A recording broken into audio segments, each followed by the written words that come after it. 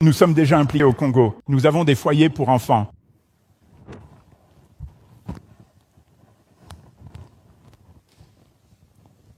Dieu a arrangé les choses pour que nous allions au Congo, afin que je puisse voir.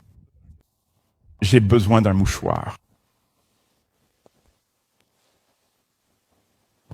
J'avais été invité de très nombreuses fois à me rendre au Congo, par diverses églises locales et aussi par d'importants responsables gouvernementaux pour des discussions importantes. Et le moment est venu. Je tiens à exprimer ma sincère gratitude, mon cher frère. Un de mes enfants, qui est très important pour moi, a également contribué à ce moment spécial. Un de mes enfants, après le décès de mon père, a dit qu'il ne m'avait absolument jamais vu pleurer, ce qui était tout à fait vrai.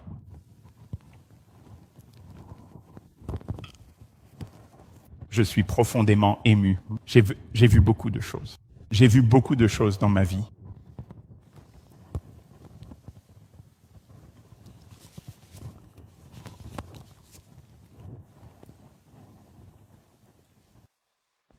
On m'a invité à aller au Congo depuis longtemps et Dieu a orchestré ce moment. Et Dieu a un plan pour ces gens. Je crois vraiment que la paix arrive au Congo. Je pense que nous en faisons partie. Je pense que cette magnifique Église fait véritablement partie d'un grand miracle pour le peuple du Congo, un miracle divin et inspirant. Je ne pense pas que nous soyons les héros, mais je crois que Dieu se sert de nous. Il ne fait aucun doute qu'il y a beaucoup de douleur. Il y a beaucoup de souffrance. Et il y a des intérêts qui ont provoqué tout cela. Là-bas, il y a des ressources au Congo, il y a de la richesse, il y a tellement de richesse. Et cette richesse a été exploitée et les gens en souffrent. Je crois que Dieu va y mettre fin. Cela fait 30 ans de génocide silencieux. Je crois, et j'ai entendu du Seigneur, qu'il y aura un mouvement de Dieu au Congo. Ce sera un terreau de réveil pour l'Afrique et pour les nations. Je ne pense pas que Dieu va simplement apporter la paix. Je pense qu'il va apporter le renouveau, le réveil, la bénédiction et la prospérité. Je crois que Dieu a quelque chose de bon en réserve pour ce peuple. Mais je veux que vous sachiez qu'il y a énormément de souffrance. Dieu soit loué pour le prince de la paix.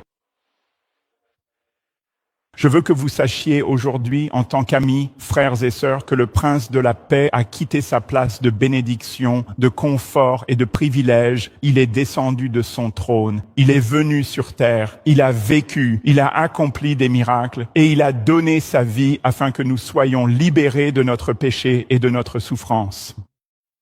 Et lorsqu'ils ont pris sa vie, il a dit, « Vous ne pouvez pas prendre ma vie. Je la donne volontairement pour ma création, afin que tous, partout, qui croiraient en moi, soient sauvés. » Et Dieu n'est pas seulement venu faire cela pour des personnes qui souffrent dans des situations mondiales comme au Cambodge ou au Congo, mais il l'a fait pour toi et il l'a fait pour moi.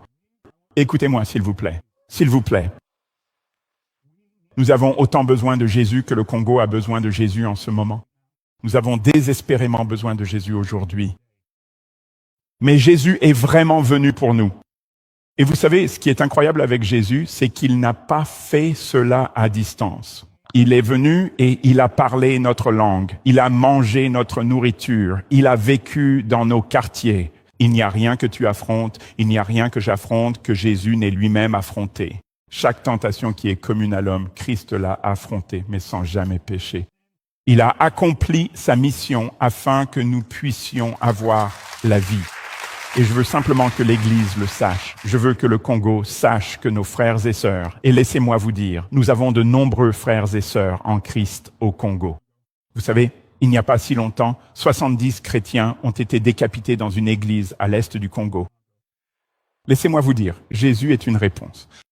Jésus est la réponse. Il est la seule réponse. Et je crois que Dieu va apporter la paix, non seulement dans leur vie, mais la paix pour chacun d'entre nous qui croit oublier. Il connaît votre nom, il connaît vos difficultés et il a une réponse pour vous. Il est très proche de vous lorsque vous traversez des moments de souffrance. Sauvez aussi. Et je crois que Dieu veut sauver le peuple du Congo. Dieu veut accomplir un grand miracle et je vais me tenir debout, je vais prier et je vais parler jusqu'à ce que je le voie de mes propres yeux, un miracle du Seigneur.